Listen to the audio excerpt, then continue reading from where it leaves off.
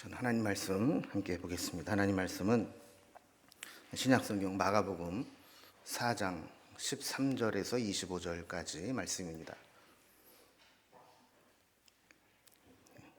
마가복음 4장 13절에서 25절까지 말씀을 제가 한 절, 여러분 한 절 한 절씩 교독하겠습니다. 준비되셨죠? 제가 먼저 봉독하겠습니다. 또 이르시되 너희가 이 비유를 알지 못할진대 어떻게 모든 비유를 알겠느냐? 말씀이 길가에 뿌려졌다는 것은 이들을 가리킴이니 곧 말씀을 들었을 때 사탄이 와서 그들에게 뿌려진 말씀을 빼앗는 것이요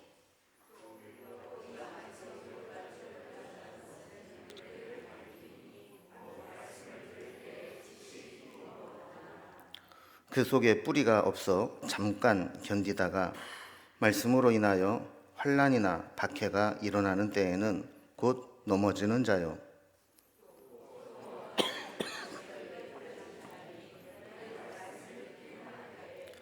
세상의 염려와 재물의 유혹과 기타 욕심이 들어와 말씀을 막아 결실하지 못하게 되는 자요.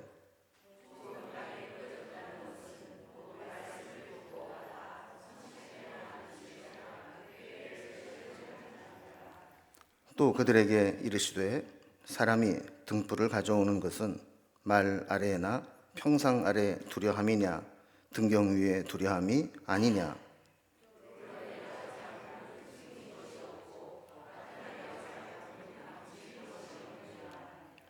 들을 귀에 있는 자는 들으라.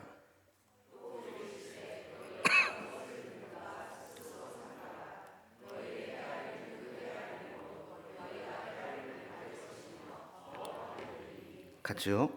있는 자는 받을 것이요 없는 자는 그 있는 것까지도 빼앗기리라. 아멘. 오늘 마가복음 말씀 중에서 예수님의 그 설교 말씀을 살펴보고 있는데, 그 중에 오늘은 이제 씨 뿌리는 비유로 잘 알려져 있는 그 말씀을 살펴보게 됩니다. 하나님의 나라는 이제 말씀을 통해 확장되어져 갑니다.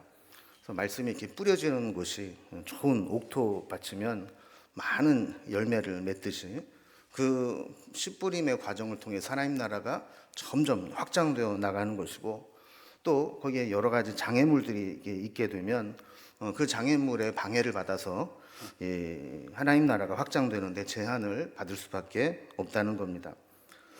씨 뿌리는 비유는 이제 크게 두 가지 관점에서 볼 필요가 있습니다. 이 첫 번째 관점은 뭐냐면 내가 어떤 밭이냐 하는 것을 늘 염두에 두면서 봐야 됩니다. 이 네 가지 밭이 나오잖아요. 이 네 가지 밭을 보면서 그러면 나는 지금 어떤 밭인가, 그리고 내가 어떤 밭에 가깝다면 지금 상황에서 어떻게 하는 게 필요한 것인가 하는 것들을 나를 중심으로 해서 내 밭을 중심으로 좀 살펴볼 필요가 있고, 또 하나는 내가 씨 뿌리는 자다라는 관점에서 볼 필요가 있습니다. 씨를 뿌리듯이 하나님 나라 확장을 위해서 복음을 전하고 말씀을 전하는데, 사실 이렇게 모든 사람들이 복음에 우호적이진 않습니다. 그래서 아무리 말씀을 전하고 복음을 전해도 옥토밭과 같은 좋은 밭의 성품을 가진 준비된 영혼이 있는가 하면 배척하고 반대하고 또 금방 교회 나올 것처럼 막 살랑살랑 하다가도 주일을 할 되면은 이래서 못 나가고 저래서 못 나가고 막 그런 사람도 있고 그렇잖아요. 그래서 우리가 복음을 전하면서도 뭔가 이런 밭이, 여러 종류의 밭이 있다라는 것을 알고 우리가 다른 곳에 허비하는 것처럼 보이는 씨앗들이 있다 할지라도 좋은 밭에 뿌려진 씨앗은 30배, 60배, 100배 결실을 맺게 되면서 그 허비된 것과 같은 씨를 상쇄하고도 남는 그런 풍성한 열매를 맺게 된다. 이런 이제 두 가지 관점으로 오늘 보게 됩니다. 그래서 지난 시간에 오늘 새벽 본문에 보면 예수님께서 이런 씨 뿌리는 비유의 말씀을 하셨고, 또 제자들과 거기 남아 있는 사람들이 이게 무슨 말씀입니까? 이게 지금 뭐 토지 개량법입니까? 파종법입니까? 왜 이런 말씀을 하셨습니까? 이렇게 질문을 했잖아요. 그래서 오늘 이제 지금 본문에서는 그 씨 뿌리는 비유, 이 네 가지 밭의 비유가 어떤 의미가 있는지를 우리 주님께서 해설해 주시는 그런 장면의 말씀으로 되어 있습니다. 그리고 뒤에 보면 이제 두 가지 말씀들이 또 겹붙어서 나오게 되는데, 하나님 나라에 대한 이 주제를 가지고 두 가지 말씀을 더 하시는 것을 보게 돼요. 그래서 오늘 본문을 보면 이렇게 세 가지 이야기가 되어 있는데, 먼저 첫 번째는 이 네 밭에 뿌려진 씨의 비유를 이제 해설해 주시는 장면이 13절에서 20절까지 있게 되고, 또 등경 위에 등불을 두고 밝히는 그 비유가 오늘은 또 마태복음과는 좀 다른 관점에서 해석을 하게 되는데, 등불을 등경 위에 두는 목적이 뭐냐 하는 것들을 21절에서 23절까지 말씀을 해 주십니다. 그리고 말씀을 듣는데 그 자세가 정말 중요하다라는 겁니다. 우리가 말씀을 듣고 어떻게 반응을 하든지 거기에 대한 책임을 져야 된다 하는 내용을 24절, 25절에서 말씀하고 있어요. 그럼 먼저 첫 번째를 봅니다. 씨 뿌리는 비유, 네 밭에 뿌려진 씨의 비유를 주님께서는 어떻게 이제 해석하고 계시는가 하는 겁니다.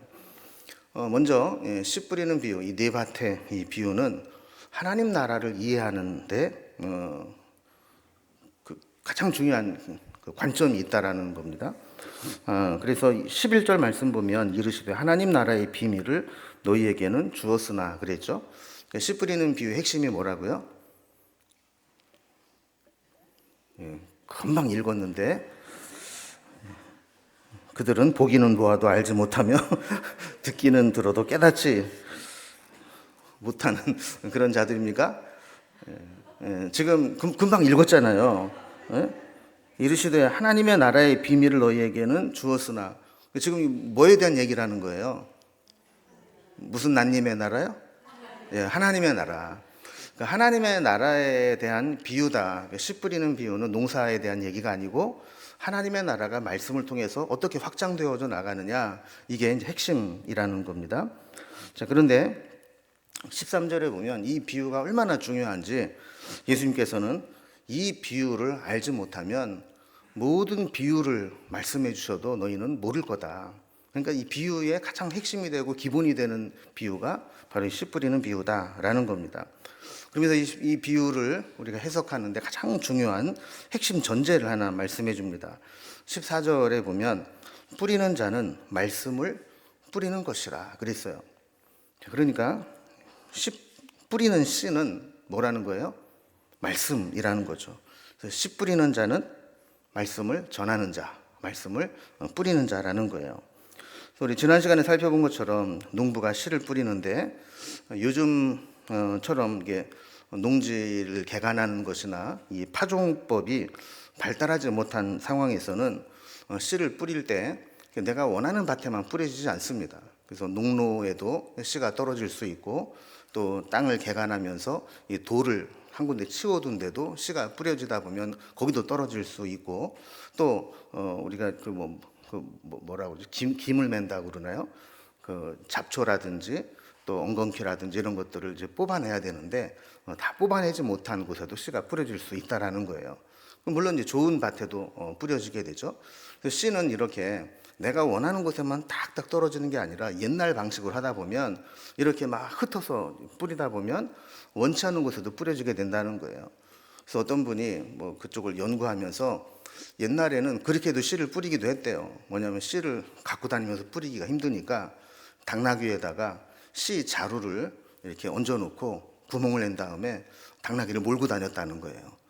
그러면 거기에서 구멍 난 대로 씨앗이 떨어진다는 거죠. 지금으로 보면 너무나 비효율적이고 또 너무나 무식한 파종 방법이지만, 그 당시에는 그게 제일 발달한 영농법 중에 하나였다라는 거죠.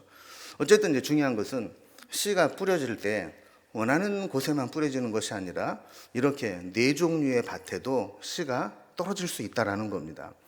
자, 그래서 이 네 종류의 밭을 한번 살펴보게 될 텐데, 먼저 첫 번째는 길가에 뿌려진 씨앗입니다. 자, 먼저 처음에 비유의 말씀을 하신 말씀과 한번 왔다 갔다 하면서 좀 살펴볼 텐데요. 4절에 보면 이 길가에도 씨가 떨어지는데, 길가에 떨어진 씨는 어떻게 된다 그랬습니까? 새들이 와서 먹어버렸다 그래요.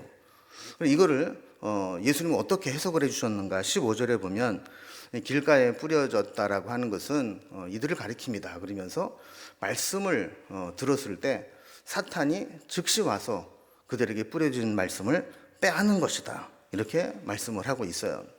그러니까 여러분, 이 길이라고 하는 것은 사람이 자꾸 다니면서 굳어진 땅 아닙니까? 그러니까 여기에는 이제 씨앗이 떨어져도 거기 심겨지지를 못하는 거죠. 그냥 노출이 되는 거예요. 그러니까 새들이 볼 때 이게 웬 떡이냐 하면서 주워 먹는 것과 같다는 거죠. 이거는 말씀을 들을 때 그 말씀이 귀에만 들리고 우리의 마음이나 심령으로 말씀이 들어가지 못한다는 겁니다. 그러니까 이 말씀이 우리의 귀로는 들려졌지만 우리 심령 깊은 곳에 들어가지 못하니까 사탄이 와서 그 말씀을 먹어버리는 것처럼 낚아채 간다라는 거예요. 여러분, 말씀의 역사가 일어나려면 먼저는 지적인 동의가 있어야 됩니다. 그죠? 아, 그래, 이 말씀 맞아. 이거 맞는 것 같아. 라고 내 머리에서 동의를 해야 되고, 그 다음에 아멘으로 받아들이면서 의지적으로 그 말씀대로 살아야 되겠다라고 실천을 해야 말씀이 뿌리를 내리고 열매를 맺게 되는 겁니다. 그런데 말씀을 들어요. 지금도 이렇게 막 듣고 또 나이가 이렇게 들면서 속으로는 딴 생각해도 잘 듣는 것처럼 이렇게 하는 기술들을 여러분 다 익히셨잖아요. 그래서 좀 더 끄덕끄덕 하면서 듣긴 듣지만 속으로는 뭔 생각을 하고 있는지 나는 몰라요. 그런데 들으면서도 막 딴 생각을 하고 있거나 들으면서도 저건 아닌데 뭐 이렇게 하고 있으면 그 말씀이 여러분의 심령에 들어가지를 못합니다. 그리고 이 말씀이 어떤 세상의 가치관이나 자기 주관적 생각의 틀로 말씀을 판단하기 시작하면 그 말씀의 역사가 일어나질 않아요. 그럼 사탄이 그 마음속에 들어와서 들었던 말씀을 잡아먹듯이 낚아채듯이 가져가 버리고 만다라는 겁니다. 그리고 말씀이 전해질 때 이렇게 말씀을 경청하지 못하고 소극적으로 받아들이는 사람들이 사실은 많이 있습니다. 성경에 대해서도 뭐 이렇게 이야기를 하면 뭐 세상 다른 지식을 막 거론하면서 반박하려고 하지 그 말씀을 정말 진지하게 고민하고 받아들이려고 하지 않는 거죠. 더 심하게 얘기하면 말씀을 거부하는 자들도 있습니다. 왜 그런 일이 벌어질까요? 교만한 거죠. 그리고 자아가 너무 강한 거죠. 그래서 뭐 성경에 뭐 하나님이 있다, 뭐 천국과 지옥이 있다 그래도 말짱 거짓말이다. 그런 게 어딨냐. 뭐 이러면서 안 믿는 거죠. 성경보다 내가 더 똑똑하다 생각하면서 말씀을 받아들이지 않는 겁니다. 이런 자들은 말씀을 들어도 복음을 전해받아도 그것을 마음속에 심령에 뿌리내리지 못하게 되고 사탄이 그 말씀을 다 빼앗아가 버린다는 겁니다. 그리고 우리는 어떻습니까? 하나님의 말씀을 들을 때 그 말씀이 길가밭처럼 내 마음속에 뿌리를 내리지 못하고 그냥 노출돼 있다가 사탄에게 빼앗겨 버리는지 아니면 내게 잘 뿌리를 내리고 있는지 한번 오늘 돌아보면 좋겠습니다. 두 번째 밭은 돌밭에 뿌려진 씨앗입니다. 그리고 밭을 이제 개간을 하다 보면 밭에 이렇게 보면 이제 돌멩이들이 나오잖아요. 그럼 이제 이게 농사 짓는데 도움이 안 되니까 이 돌들을 한쪽으로 이렇게 던져놓고 치워놓게 됩니다. 돌무더기가 생기게 되죠. 거기에는 뭐 돌만 쌓이는 게 아니라 이 돌을 하다 보면 이제 흙도 조금씩 묻어서 가게 됩니다. 그런 곳에도 씨를 막 뿌리다 보면 씨앗이 떨어진다는 거예요. 5절 6절에 보면 예수님께서 이 비유를 말씀하시면서 흙이 얕은 돌밭에 떨어진 씨는 흙이 깊지 않아서 겨우 싹은 나오지만 뿌리를 내리지 못한다는 겁니다. 뿌리를 내려야 계속 수분을 공급받게 되는데 뿌리가 없고 그 수분을 공급받지 못하면 해가 났을 때 말라서 타버리게 된다는 거죠. 자, 이 밭의 특징은 뭐냐면 뿌리를 내리지 못한다는 거예요.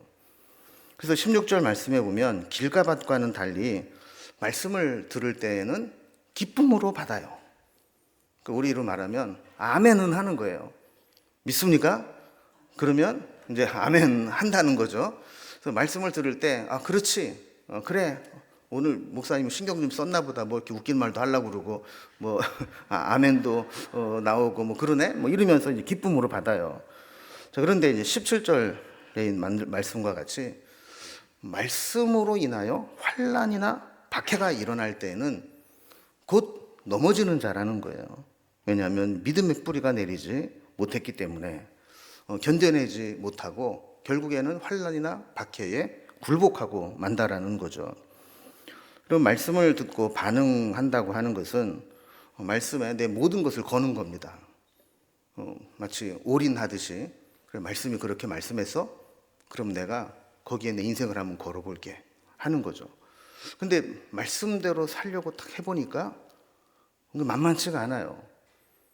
여러분, 예를 들어서 세상에 나가서 직장 생활을 하는데 정직해야 되는데 자꾸 이 편법을 쓰라고 그러고 이중장부 쓰라고 그러고 남들 다 하는데 왜 너만 그러냐고 그러고 자꾸 핍박을 하면 어떻게 됩니까?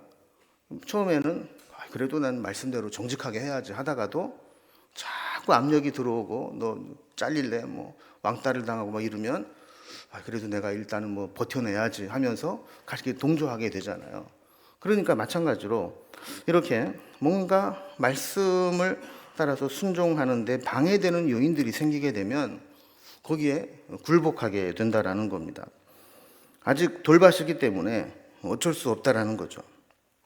여러분, 왜 이런 일이 생겨나냐 하면 많은 사람들이 신앙생활의 목적을 복받는 것에 목적을 둡니다.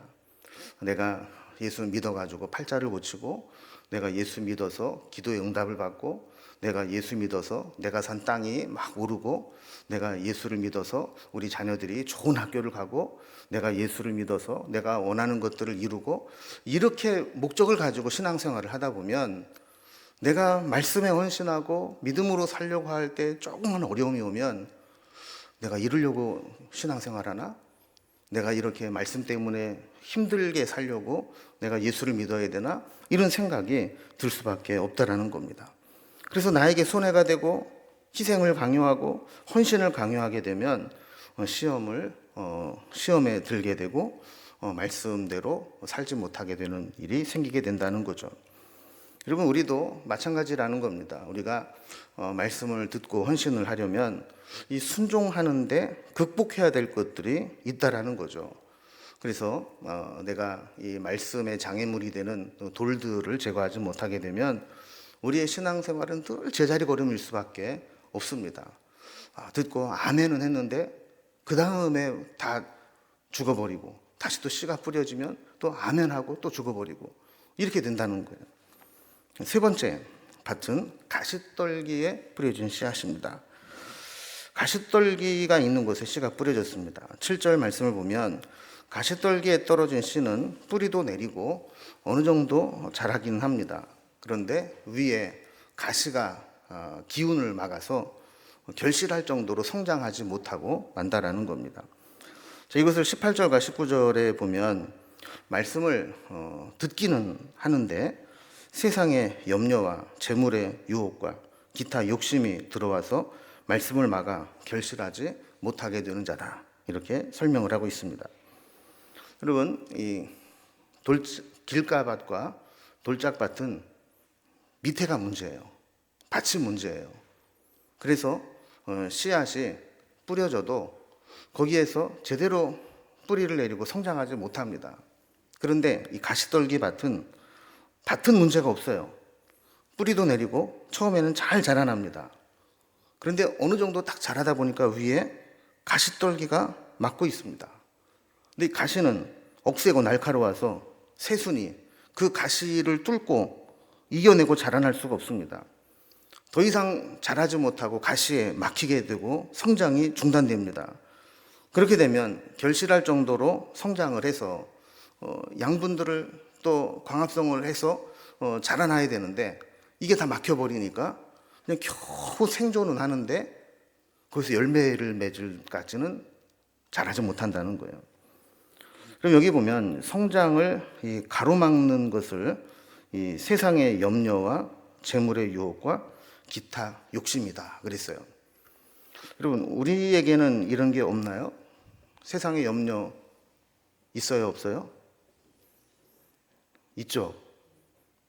염려가 없는 사람은 한 군데 있대요. 공동묘지에 누워 있는 사람은 염려가 없고 살아있는 사람은 염려가 없을 수가 없대요. 그리고 또 재물의 유혹 있어요, 없어요? 있죠.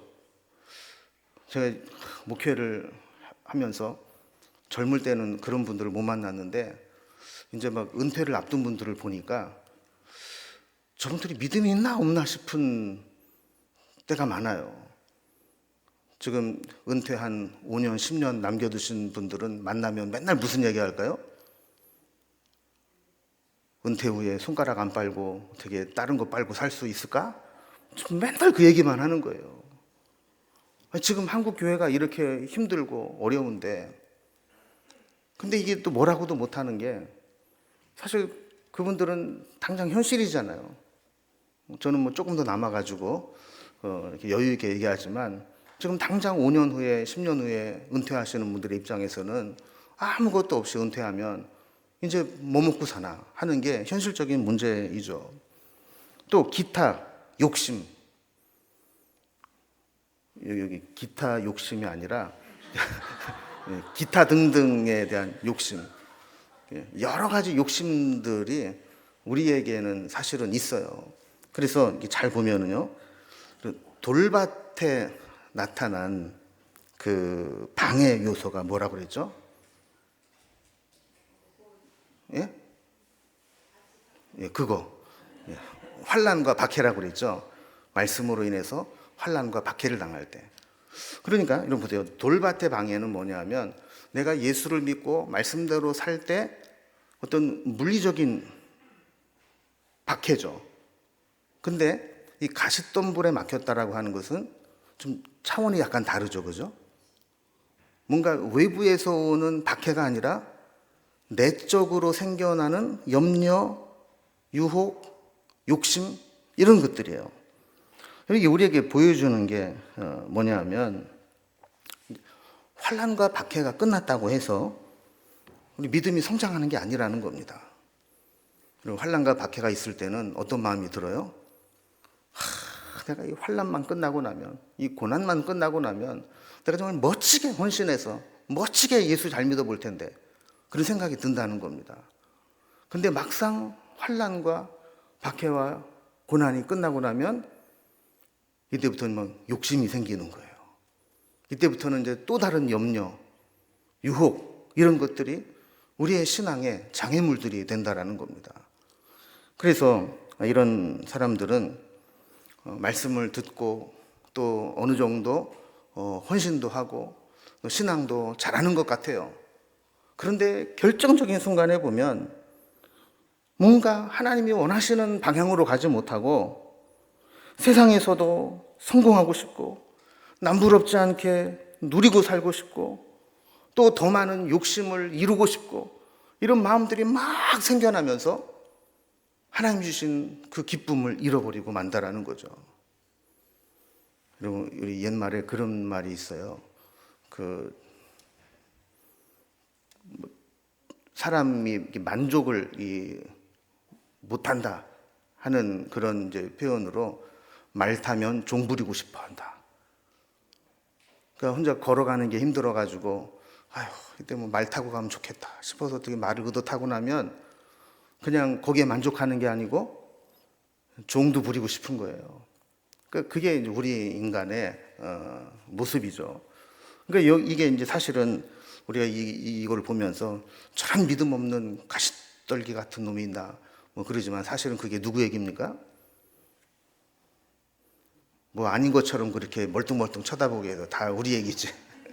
다 우리 얘기예요, 우리 얘기. 뭐 그래서 뭐 좋은 얘기 하지만 결국은 예수 믿고 복 받아라. 예수 믿고 성공해라. 예수 믿고 떵떵거리고 살아라. 이런 게 사실 우리의 신앙의 목적이 되어버리기 쉽다라는 거죠. 그래서 이렇게 세상의 욕심과 유혹을 이겨내지 못하면 말씀의 역사가 일어나지 못한다 하는 게 이 가시떨기에 떨어진 씨앗의 이야기입니다. 그러면 이제 네 번째, 좋은 땅에 뿌려진 씨앗도 있는 거죠. 원래 여기 뿌리려고 했던 거죠. 마지막 성장과 결실에 아무런 방해가 없는 좋은 밭에도 땅에 씨가 떨어집니다. 8절에 보면 좋은 땅에 떨어진 씨는 자라서 무성하여 결실하게 된다 그랬어요. 그래서 30배, 60배, 100배의 결실을 하게 된다 그랬습니다. 20절 말씀에 보면 예수님이 어떻게 해설하셨냐면 좋은 땅에 뿌려졌다라고 하는 것은 말씀을 듣고 받아 30배, 60배, 100배 결실을 하는 자다 그랬어요. 시편 126편 5절에 있는 말씀과 같이 눈물을 흘리며 씨를 뿌리는 자는 기쁨으로 거두리로다.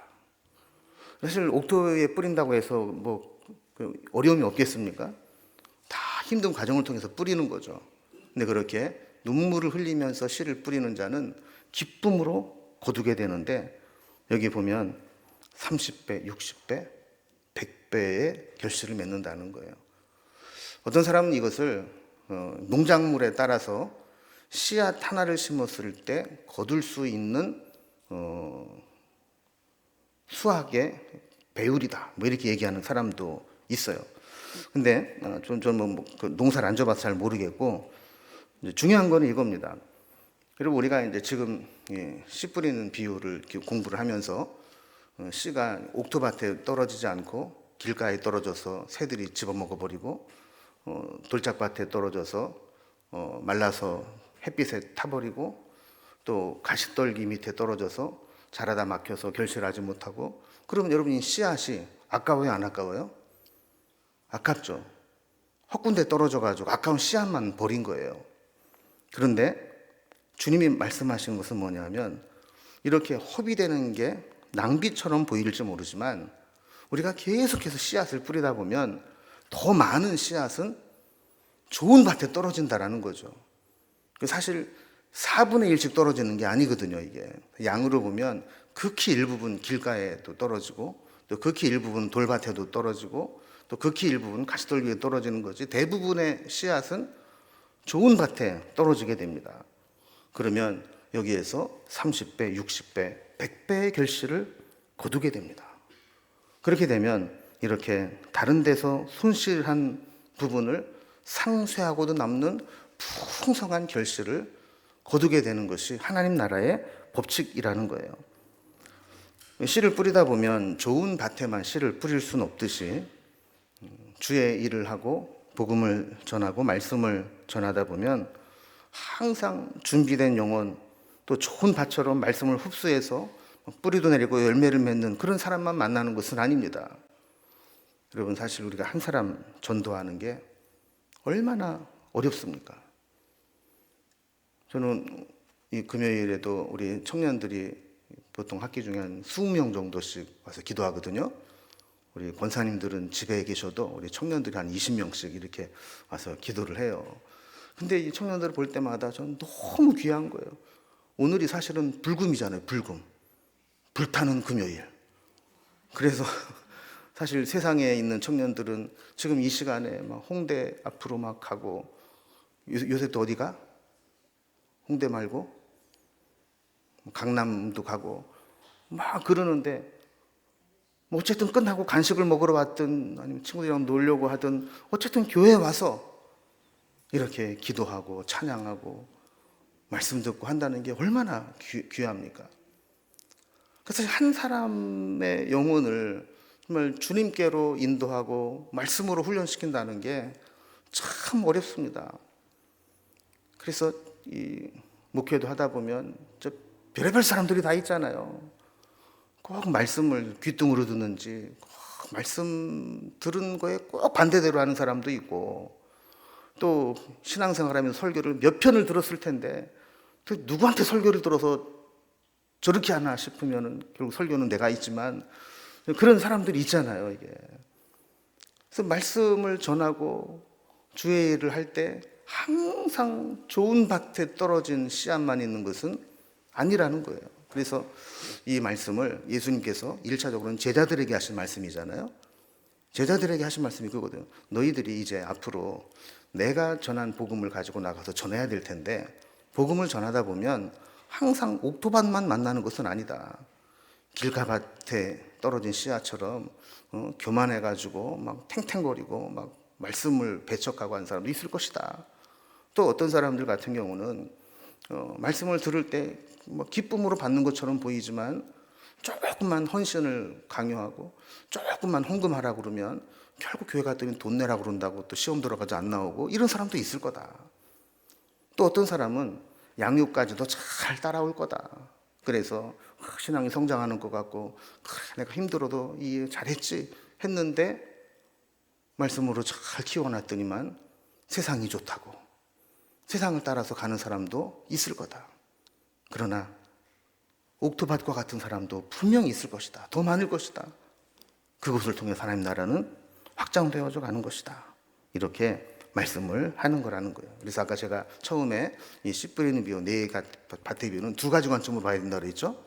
첫 번째는 내 마음의 밭이 지금 길가밭이냐, 돌짝밭이냐, 가시덤불이냐, 좋은 밭이냐. 이거를 통해서 내 마음의 밭을 먼저 좀 점검해 볼 필요가 있는 것이고, 또 하나는 우리가 주의 일을 하면서 만나게 되는 사람들이 여러 부류의 사람이 있지만 낙심하지 않고 사역을 감당하다 보면 30배, 60배, 100배의 결실을 맺으면서 하나님 나라는 확장되어져 나간다 하는 거예요. 두 번째 비유를 봅니다. 원래는 여기서 딱 끝내야지 맞는데 매일 성경 본문이 있어가지고 여러분 잘 새겨서 들으세요. 원래 여기서 딱 끝내고 기도합시다 그래야지 이게 맞는 거예요. 근데 두 번째 이야기입니다. 등경 위에 등불 비유예요. 21절을 보면 등경을 가져오는 자는 말 아래나 평상 아래에 두려 함이 아니다. 그래서 여기서 말은 뭐예요? 우리가 타고 다니는 말이에요? 하는 말이에요? 둘 다 아니에요? 우리가 이제 옛날 말통 있잖아요. 말통. 근데 요즘은 뭐 말통을 플라스틱으로 해서도 뭐 빛이 새 나오지만 옛날엔 다 나무로 말통을 만들었습니다. 등불을 켜놓고 그 나무 말통으로 그걸 덮어버리면 불빛이 비칩니까? 안 비칩니까? 안 비치죠. 기껏 불 피워놓고 말통으로 갖다가 덮어버리면 저 바보 같은 놈, 왜 불을 폈어? 이럴 거 아니에요. 그죠? 또 평상 아래 둔다. 평상은 우리는 말하는 이제 마루입니다. 마루. 그럼 이 불 피우는 거는 우리가 생활하는데 조명을 비추기 위해서 불을 피우는 건데 그 밑에 마루 밑에다가 불을 피워놓으면 불빛이 새어나질 않잖아요. 그래서 옛날에는 여기 지금 CCTV가 뭐 카메라 있는 것처럼 이렇게 그 불빛을 놓는 대를 만들어 놨어요. 그리고 거기다가 등불을 얹어 놓는 거죠. 좀 높은 데다가 이제 등불을 켜놓으면 멀리 불빛이 퍼지지 않습니까? 등경 위에다가 불을 둔다는 것은 그런 거예요. 자, 이렇게 한다라는 거죠. 이거를 마태복음에서는 조금 다르게 이제 해석을 합니다. 그러니까 우리가 세상을 밝히는 빛이 되어야 한다라는 의미로 이제 사용을 했다면, 좀 여기에서는 하나님 나라의 복음을 이어서 지금 쭉 연결을 하면서 비록 복음이라고 하는 것이 수수께끼와 같아서 가려진 자에게는 감추어져 있겠지만 이 등경 위에 놓은 빛이 세상을 밝히듯이 언젠가는 이 말씀이 복음이 다 드러나고 어둠을 물리치고 전파하게 될 것이다. 그래서 하나님 나라가 이렇게 확장되어져 갈 것을 비유로 든 겁니다. 22절에 보면 의미심장한 말씀을 하십니다. 하나님께서 설령 숨긴 것처럼 보이는 것도 다 드러내시려고 하실 것이고, 지금은 감추인 것처럼 보이는 것도 언젠가는 다 나타내시게 하신다는 거예요. 그러니까 여러분, 사실 우리가 뭐 지금은 이게 다 감추어지고 지금은 다 막아서 모르게 하고 있는 것들이 세월이 지나고 나면 다 드러나게 될 때가 있잖아요. 그런 것처럼 이 복음도 이 세상에서 이 복음을 반대하고 막으려고 하는 사람도 있지만, 그러나 복음은 언젠가는 다 감추어지지 않고 드러나게 될 것이다 하는 겁니다. 그러면서 23절에서도 들을 귀 있는 자는 들으라 그러면서 하나님 나라의 비밀은 언젠가는 다 드러나게 되니까 그때 가서 나 모릅니다, 못 들었습니다, 그래봐 소용이 없다라는 거예요. 자, 그 다음에 세 번째 이제 듣는 방식과 자세가 얼마나 중요한가 하는 것을 24절, 25절에서 말씀을 합니다. 여러분, 우리가 말씀을 들었다라고 하는 것은 책임이 생긴다는 것을 의미하는 겁니다. 예를 들어서 제가 우리 목사님들에게 목사님 이거 좀 해주세요 라고 얘기를 했어요. 그럼 못 들었으면 모르지만 들었으면 어떻게 해요? 책임이 생기는 거거든요. 하나님 말씀도 그렇다는 거죠. 하나님 말씀도 모르고 못 들었으면 모르지만 우리가 들어서 알고 있다면 그 말씀대로 살아야 되는 책임이 생긴다는 것을 의미하는 거예요. 그래서 24절을 보면 너희가 무엇을 듣든가 스스로 삼가라. 너희의 헤아리는 그 헤아림으로 너희가 그 헤아림을 받을 것이다. 그랬어요. 그러니까 우리가 말씀을 들었어요. 그러면 말씀을 들은 대로 내가 반응을 어떻게 할 거냐라는 게 결정이 되겠죠. 말씀을 듣는 대로 행하면 칭찬과 보상이 주어질 것이고, 말씀을 듣고도 그 말씀을 헤아리지 않는 자는 책임을 져야 되게 된다라는 겁니다. 25절 말씀을 보면 말씀을 믿음으로 반응해서 결실을 거두는 자는 더 많은 것을 받을 것이고, 또 말씀을 듣고도 행치 않는 자는 그나마 받은 은혜도 다 빼앗겨 버리고 말 것이다. 그랬어요. 그 경제적인 논리로만 빈익빈 부익부가 있는 게 아니고 믿음의 법칙에도, 영적인 법칙에도 빈익빈 부익부가 있는 겁니다. 말씀에 순종해서 말씀의 역사를 체험한 사람은 더 말씀을 붙잡고 살아갑니다. 그러나 이것을 경험하지 못한 사람은 늘 말씀 앞에 순종하지 못하고 중도에 포기해버리고 마는 겁니다. 이제 말씀을 이제 정리합니다. 하나님 나라는 말씀을 통해 확장됩니다. 그래서 먼저 우리에게 뿌려진 말씀의 씨앗을 통해서 우리에게서 하나님 나라가 확장되어져 나가게 됩니다. 그리고 이후에는 우리를 말씀을 씨를 뿌리는 자로 사용하셔서 우리 주변에 있는 사람들에게 복음을 전하고 말씀을 전하는 자로 사용하셔서 하나님 나라가 확장되게 하십니다. 그래서 우리가 오늘 4가지 밭을 살펴봤는데, 여러분은 지금 여러분의 마음의 상태는 어떤 밭인 것 같아요? 길가밭, 또 돌밭, 가시떨기밭, 옥토밭. 자, 제가 이제 1번부터 하면 손을 드는 거예요. 지금 나는 지금 어떤 밭인지 진짜 들라는 게 아니라 속으로 마음으로만 좀 마음으로 나는 길가밭과 같다. 아직도 말씀을 듣기는 듣지만 귀로만 듣지 내 심령에 이게 뿌리를 못 내리는 것 같다. 또 돌짝밭. 말씀을 들을 때는 그런 것 같고 좋은 것 같은데 조금만 뭔가 말씀대로 살려고 하면서 어려움이 생기면 나는 그냥 포기해버리고 만다. 그리고 3번째, 가시떨기밭. 말씀을 듣고 내가 성장하는 것도 같고 내 믿음이 커가는 것도 같은데 결정적인 순간에 보면 염려와 유혹과 욕심 이런 것들에 막혀서 말씀 앞에 헌신하고 결단하지 못하는 것 같다. 또 나는 옥토밭이어서 말씀이 뿌려지는 족족 나는 아멘으로 쪽쪽 빨아먹고 그 말씀대로 살아서 나는 내 삶의 자리에서 말씀의 역사가 풍성하게 1배, 2배도 아니고 30배, 60배, 100배씩 막 일어난다. 그리고 어떤 게 여러분의 마음을 가지고 있습니까?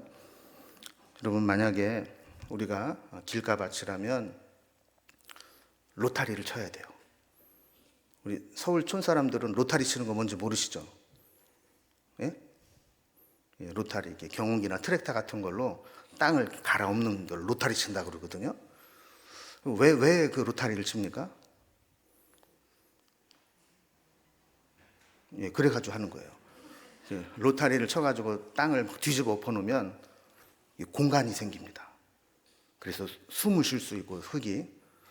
또 물이 비가 오거나 그럴 때 배수가 잘 되고 또 비료가 잘 섞이고 하면서 땅이 살아나는 거예요. 여러분 길가밭 우리도 어느 정도 다 길가밭이 됐어요. 여러분 아닌 것처럼 그러지만 여러분 다 설교 들으면서 내가 이거 벌써 설교를 몇 번째 듣는 건데 그러면서 이미 닳고 닳아가지고 말씀에 대한 기대감도 없고 그냥 뭐 부흥 강사 와가지고 그냥 뭐 엄청나게 세게 해야 은혜를 받지 저처럼 얌전하게 설교하면 그냥 은혜도 못 받고 그런다고 길가밭이라 그런 거예요. 오늘 우리 말씀을 다 갈아엎읍시다. 그래서 돌도 치우고 가시덤불도 다 뽑아내고 좋은 밭이 되어서 하나님 말씀의 역사가 나타날 수 있도록 그렇게 했으면 좋겠습니다. 이제